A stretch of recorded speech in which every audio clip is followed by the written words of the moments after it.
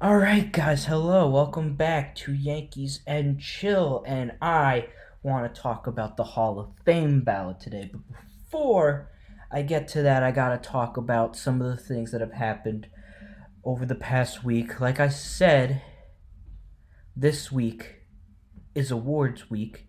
And so far, I'm 4 for 6. They're going to announce the MVPs later tonight. I still say Otani and Harper.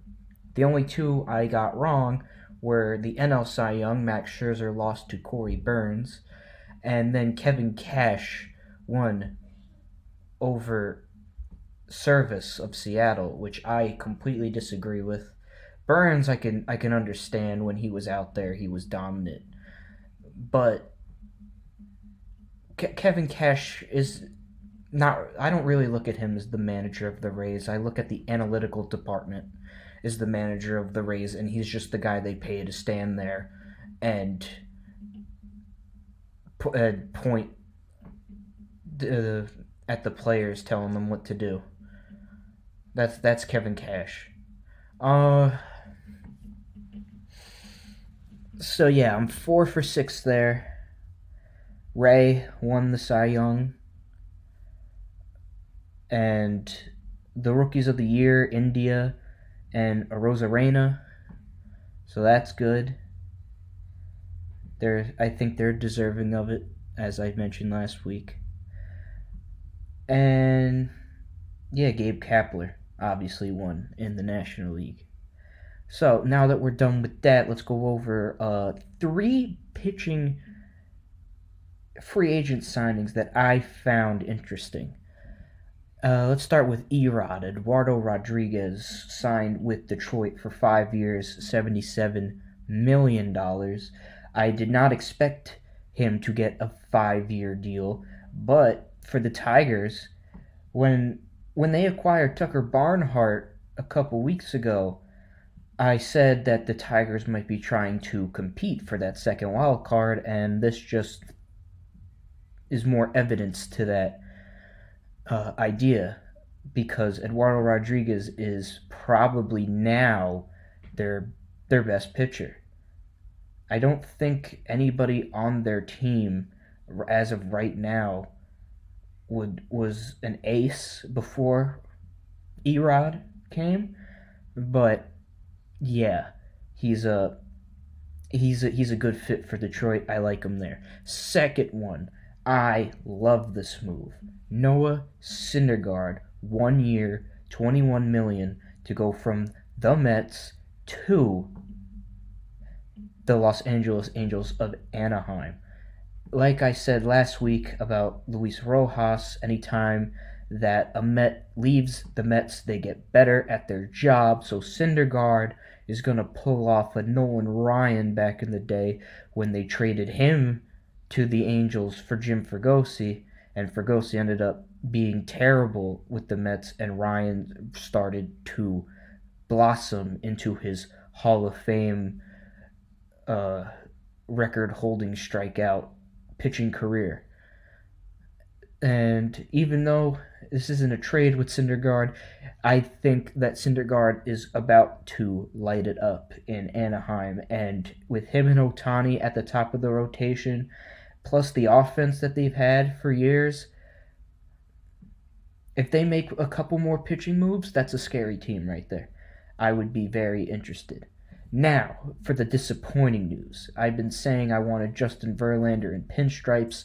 Rumors were that they were the favorites. You also heard about Toronto, Boston, even Anaheim, the Angels themselves.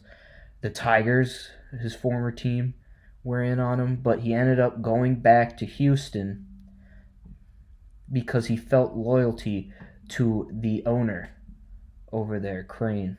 So that's a little disappointing. What are you gonna do? He signed a 1 year deal there for 25 million. It's a very good market for the starting pitchers this offseason. And yeah, okay. So I'm trying to breeze through this. So let's just go into the Yankee of the week. This week, I wanted to talk about Joe Page. Joe Page was the Yankee closer for 7 of the 8 years he was a Yankee.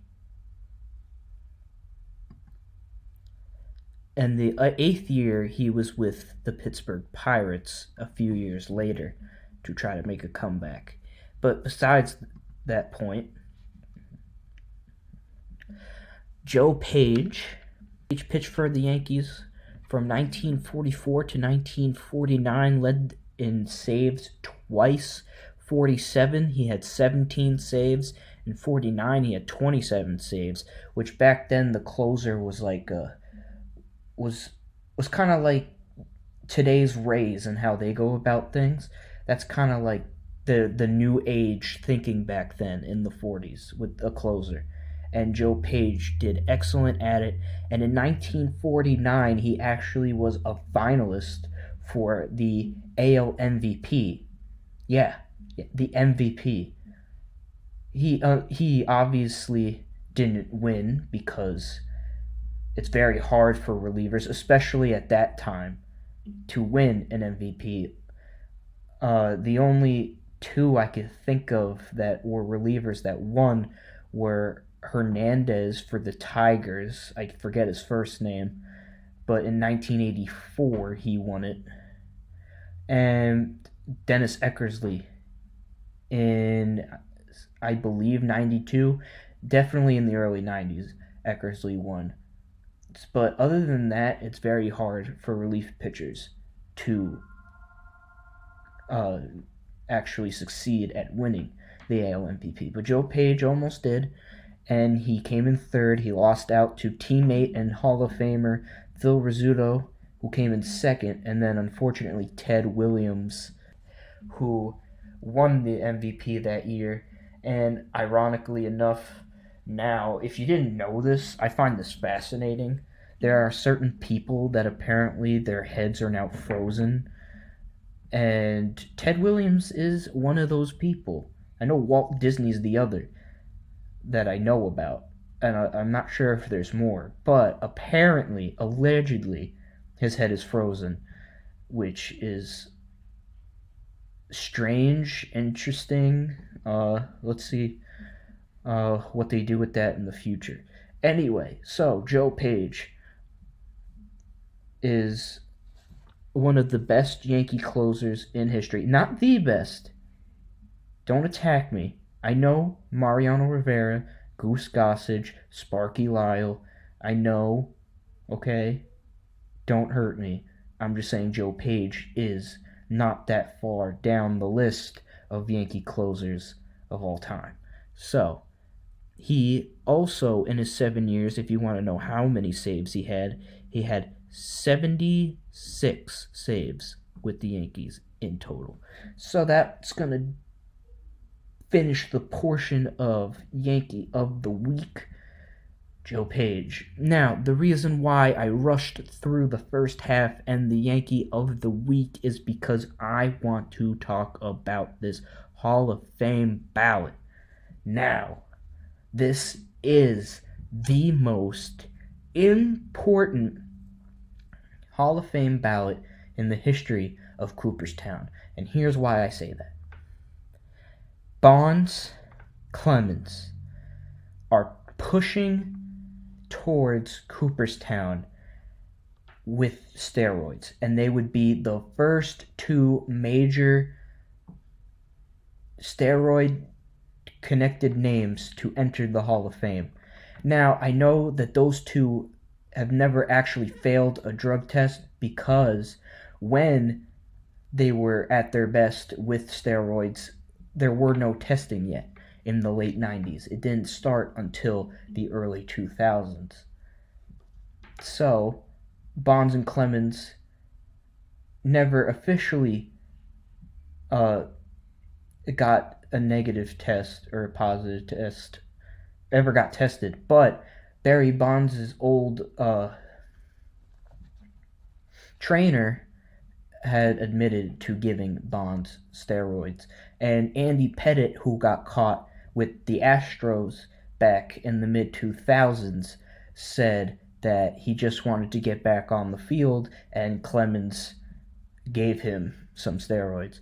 So, there are rumors surrounding them. And to be honest with you, if you have two working eyeballs and a smart enough baseball mind, you can easily tell that they obviously took steroids. Look at some of these guys. Sammy Sosa and Barry Bonds blew up like balloons. Mark McGwire was already big, and then he became like a bulldozer in baseball, and it's it's obvious. It's obvious they took it. It's so, and I understand that rumor has it.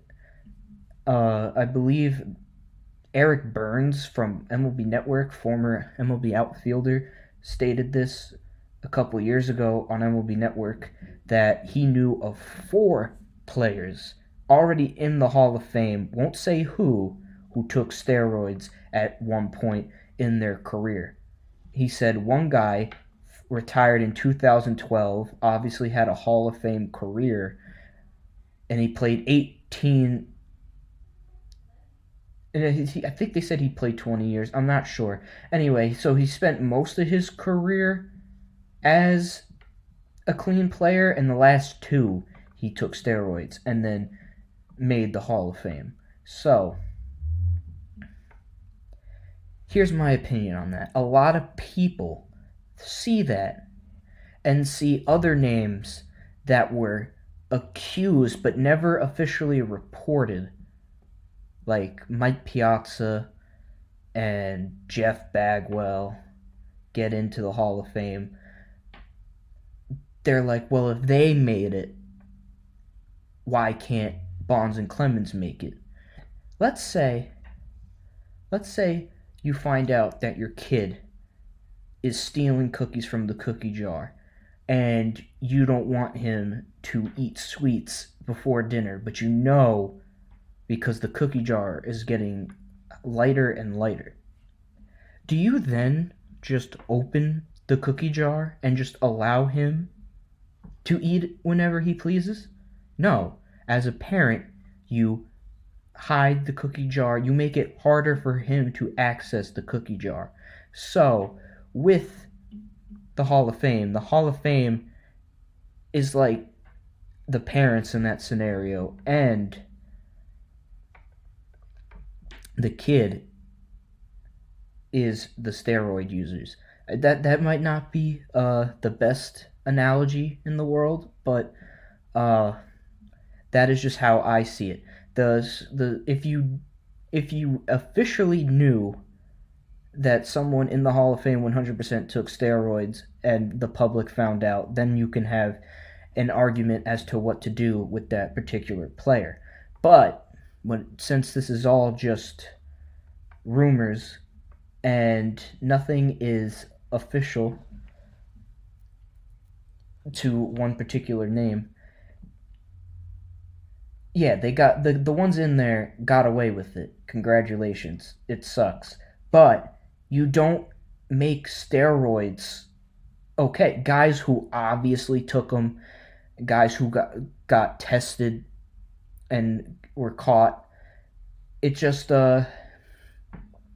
if you start rewarding them, what does that tell today's player?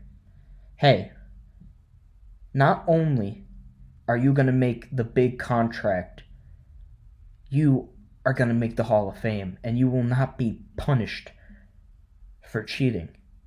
Now, I know other sports don't care, but other sports are not baseball. Baseball is the hardest sport to make the Hall of Fame, and that's for a good reason.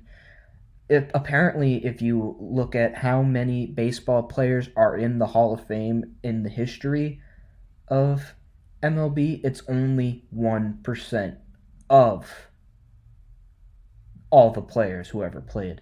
And that's saying something, that you have to be the top 1% to ever play to make it. And by cheating your way there is, in my opinion, disrespectful to not only your fan bases, the league, but just to history itself. You didn't earn that the right way. And I would love Bonds and Clemens to not make the Hall of Fame. And this is the final year. They creep closer every year, a little closer, but the increase gets smaller and smaller the closer they get to the needed 75. And I think that they are the reason why this is the most important ballot in Cooperstown history. Because what if they get in, A-Rod gets in, Manny gets in, Sammy Sosa gets in, and then what do you do with the guys who already got voted off the ballot, like Mark McGwire, who hit 583 home runs, and Rafael Palomero, who's also in the 500 home run club and the 3,000 hit club. You can count how many people have reached both those marks on your fingers. But they cheated. So, how do they handle that? I think, especially now, I think it's just too late. It's too late. I mean, I know they could be on like the Veterans Committee, which I'm not gonna bring up this episode because I really just want to focus on the main writer's ballot.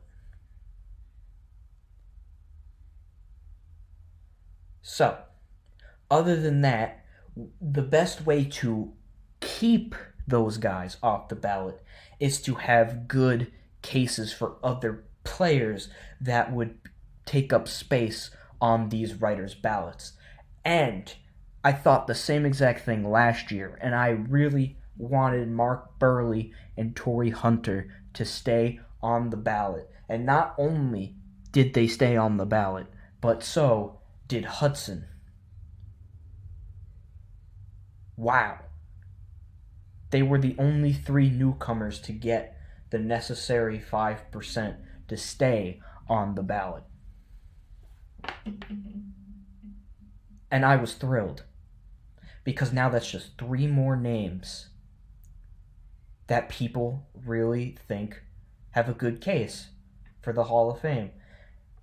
Plus, another X factor, how are they going to vote with Curt Schilling after last year requesting to be removed from the ballot because he doesn't respect the writers? Even though he was just like, what, 2 or 3 votes shy from making it into the Hall of Fame last year?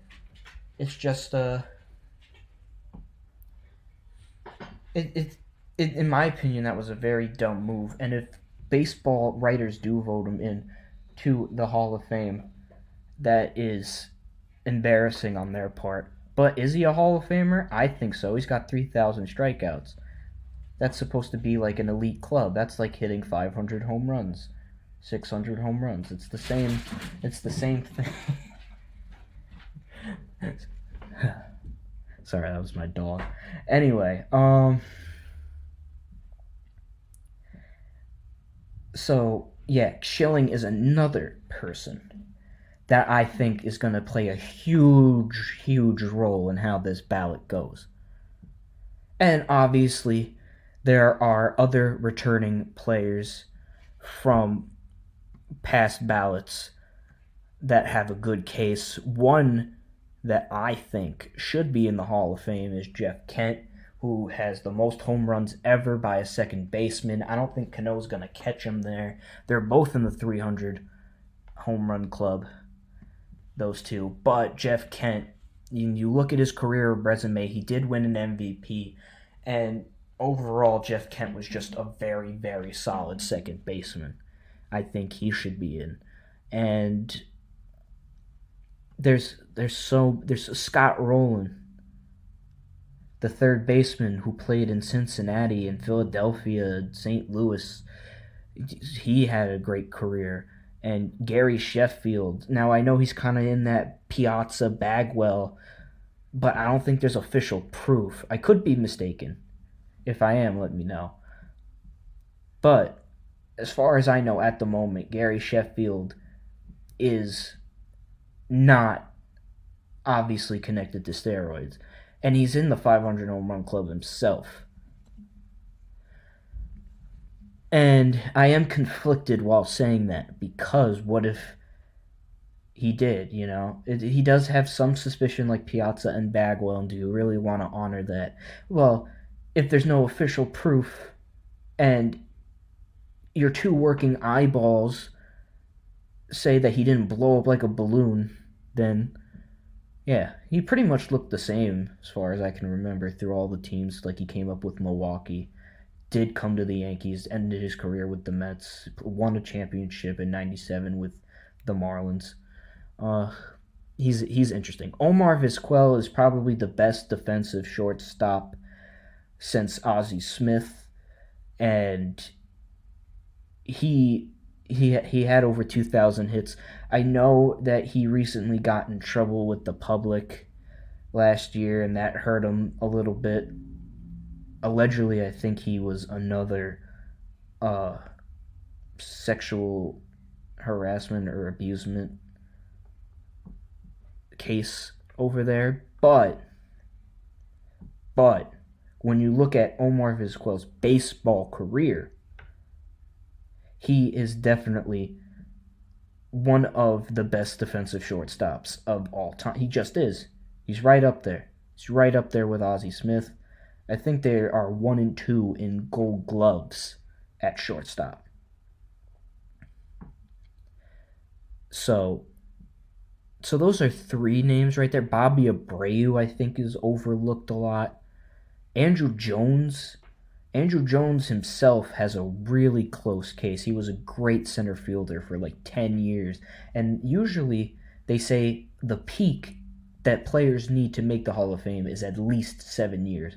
Well, if you're Andrew Jones, you're like, I was considered one of the top players in baseball for 10 years with the Atlanta Braves.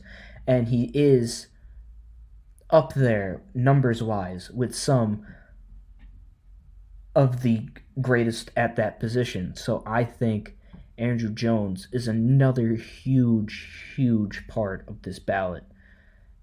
It's it's pretty unbelievable. So I believe as far as veterans go, that is all the really notable ones, and the newcomers themselves is a whole separate topic. But I just want to make sure I'm not forgetting anyone real quick in the veterans part that were already there, because I remember being like overwhelmed with the amount of names on here. Yeah, Wagner, Billy Wagner. I knew there was more. I was drawing a blank. Billy Wagner's one of the greatest closer of all time. When you look at his numbers, he does compare with some of the closers in the Hall of Fame, and I think he's overlooked. He didn't necessarily have the longevity that I believe like the top guys had, but when you look at how great he was during his time, he should definitely have more support. Todd Helton, I think, is going to get a boost because Larry Walker has been in the Hall of Fame. There's no more Coors Field uh, roadblock that he has to face. And to be honest with you, he's borderline. So he is another factor. Now, there are several potential newcomers. If I go over them all, I'm going to be here all day. So I picked from the pile. Let's start with the two obvious ones. A-Rod, first year on the ballot, the only time he will be on the ballot with Bonds and Clemens. This is a scary one. A-Rod is like the face of steroid users. There was that scandal that got him suspended for an entire year, and he got 30 other players suspended because he was giving them to other players, and it was just a huge disaster, huge, and he made a fool of himself the way he handled it. tried to sue the Yankees, tried to sue baseball. He went on the Mike Francesa show and pleaded that he shouldn't serve anything.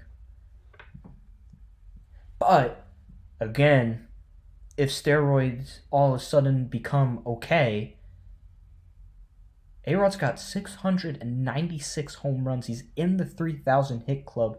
He's definitely up there in RBIs. He's in the top 10 all time, and there's no arguing there. He's a 3-time MVP, twice with the Yankees, once with the Rangers, and yeah, if steroids weren't a problem, he would definitely be in. But I don't want him to be in. David Ortiz in that same field was originally pointed the finger at possible steroid user, but for me that's not enough. As I was trying to explain with Gary Sheffield, everybody got pointed at in the early 2000s. If you were good, you were pointed at. And as much as I hate David Arias Ortiz, his name was originally Arias, he changed it. He has 500 home runs. He's probably gonna make it in. So he's probably the one newcomer that is over 80% positive is going to be a Hall of Famer sooner rather than later. So those are the top two names when it comes to newcomers, but that doesn't mean that there aren't other intriguing ones. Now, I want to talk about Mark Teixeira. Mark Teixeira was great until I would say probably 2011, 12. He started to decline. He was great defensively. He was probably the greatest defensive first baseman we had since Tino, and you can make the argument that he's probably better than Tino, but he's not better than Mattingly. So at most since Mattingly.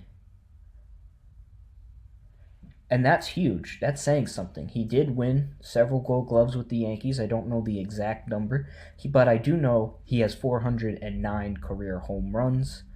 So he does have 400, and people with 400 home runs do make the Hall of Fame. While the thing that hurts him is he doesn't have 2,000 hits. There are people in the Hall of Fame who don't have 2,000 hits. There's actually a Yankee, Earl Combs, who has around the same amount of hits as Teixeira, but he played with Murderers Row, so it was a different time. Numbers were harder to achieve. There were less people who can reach those numbers. And it's a tricky situation, and he didn't make the Hall of Fame right away. It took some decades, took some years for Combs to be recognized. But I do think Teixeira does have the career resume that will get him 5%. So that's the first interesting one that I saw. Jimmy Rollins from the Phillies, he's an interesting one. Jake Peavy. Now, I don't think Jake Peavy's going to make it in, but he does have a very interesting career. He was great with San Diego. Unfortunately, he went to Boston.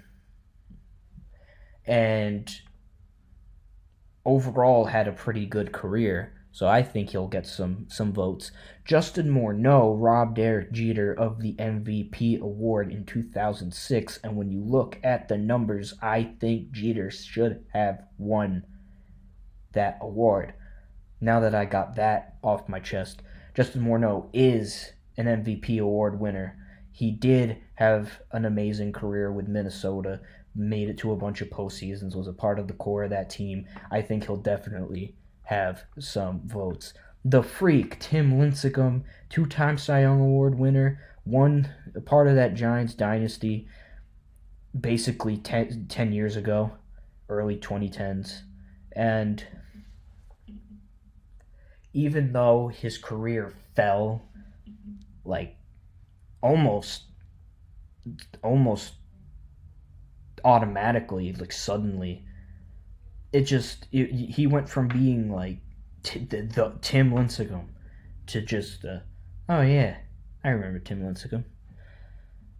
So he'll be very interesting. He does have awards that I think will keep him around. Juan Uribe, he might be the most stretch out of all these guys, but overall, when you look at Uribe's career, he was a very important part to a lot of teams. Just ask the Dodgers.